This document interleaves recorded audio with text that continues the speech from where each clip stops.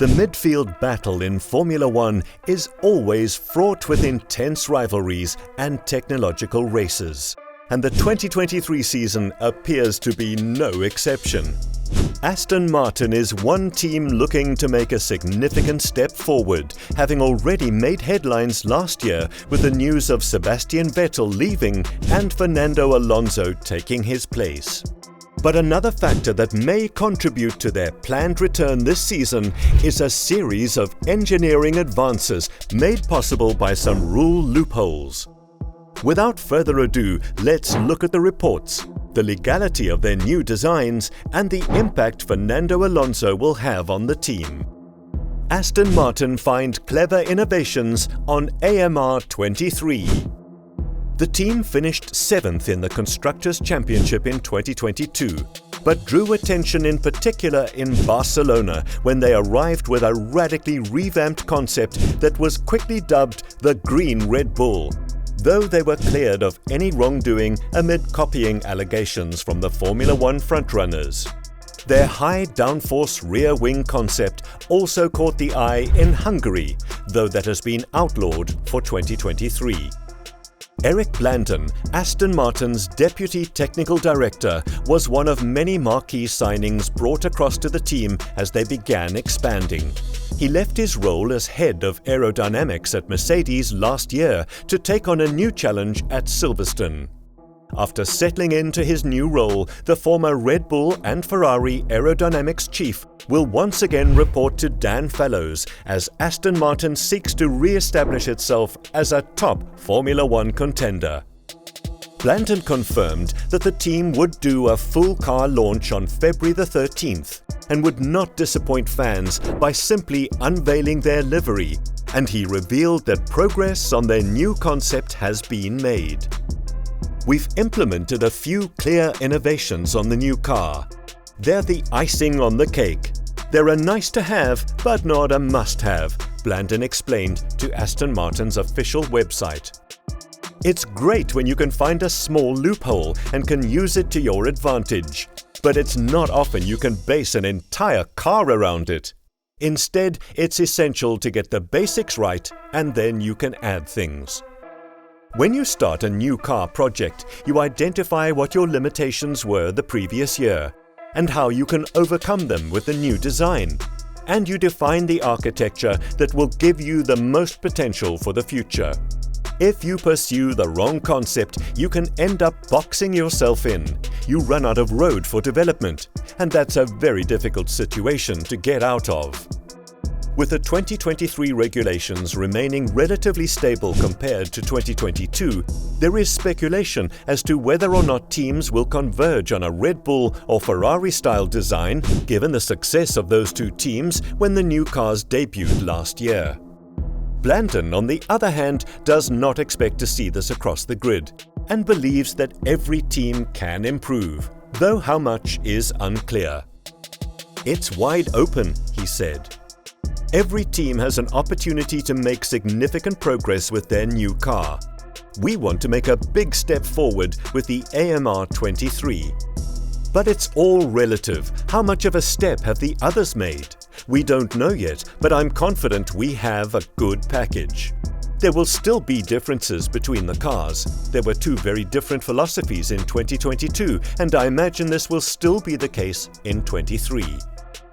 With their new factory under construction and team members set to start working from new and improved facilities in May, and their numerous high-profile signings having had time to settle in, Aston Martin could take a big step forward in 2023. Given the stable regulations and the sizable gap Red Bull and Ferrari had to themselves at the head of the field, it's unlikely that they'll be challenging for race victories in the main. But the team could conceivably set their sights on Alpine and McLaren in the coming year. And with Alonso at the wheel, they will undoubtedly have a driver capable of wrestling everything out of the car beneath him. And the two-time world champion's feedback has already had an impact on the design. Fernando's feedback is extremely precise, revealed Blandon. He clearly communicated what he wanted from the car and immediately identified a few things that we've been able to feed into the design of the AMR 23. Last season, Fernando drove a car that was quite different from ours and more competitive. After driving the AMR22, he was quickly able to compare the two cars and say, this is clearly better and this is clearly worse, and this is what we should focus on.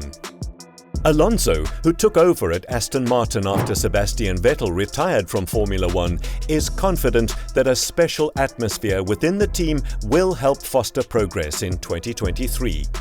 The 41-year-old Spaniard had another strong season with Alpine, but was let down by reliability on several occasions, finishing 9th in the drivers' standings. Reflecting on his Aston Martin post-season test, Alonso said, "Next year's car will be very different compared to this one, so any feedback that you get from this one is not really relevant for when we drive the AMR23. But I saw some different philosophies around setting up the car, developing the car, as well as managing the power unit. There are many things that you get initial feedback from. We will have to sit down and try to get the best out of everything." You can feel the energy in the team and how motivated everyone is. I can't wait for next year. I felt a very special atmosphere in the garage.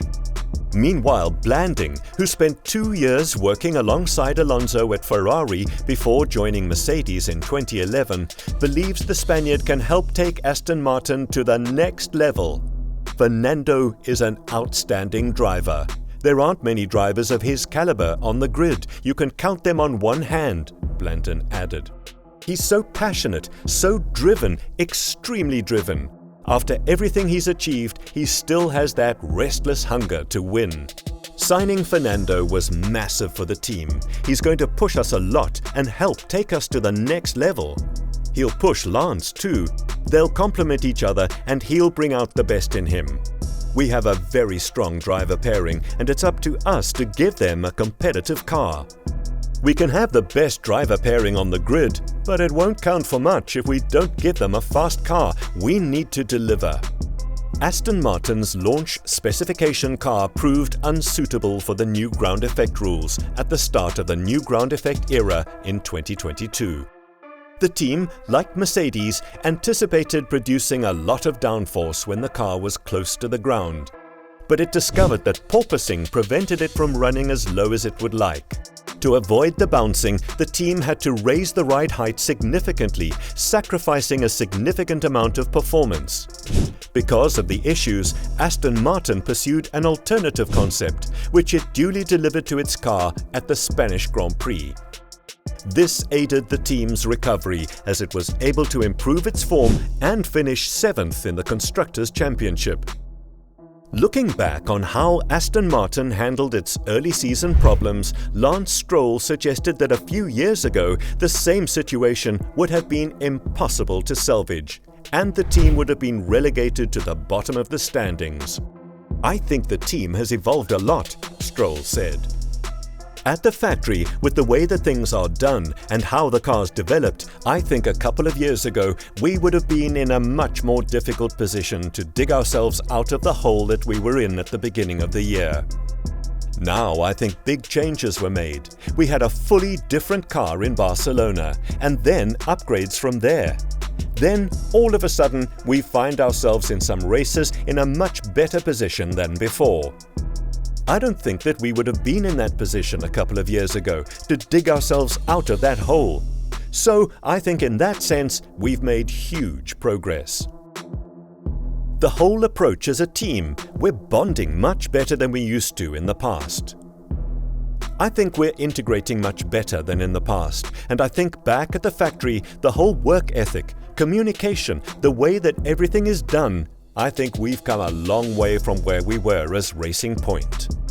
While Stroll was impressed with how Aston Martin turned around its season, he believes the team still needs to make more progress in improving consistency, as its form fluctuated quite a bit in the second half of the year. We became much more competitive during the season, and we put ourselves in a position at many races to fight for points and challenge to get into Q3 and all those things, where we were just not even close to that at the beginning of the year. In that regard, it's been really positive. But we still have those odd races, like going from Austin to Mexico 1 week later, where we were probably the 4th fastest team, I would say in Texas, before we had all our issues, to the 9th, 10th fastest team in Mexico. And then in Sao Paulo again, we were somewhere in the middle. I think we still have those weekends where we kind of don't know why we're not, for whatever reason, as competitive as other weekends. We have ideas, but we're not 100% sure.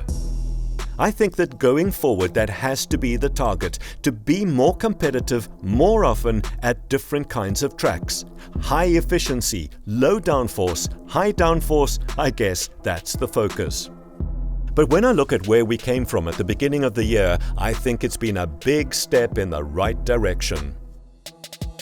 What are your thoughts on Aston Martin's future? Will they be able to compete with the likes of Alpine and McLaren in 2023? Please let us know in the comments section below. If you enjoyed the video, please consider liking it and subscribing.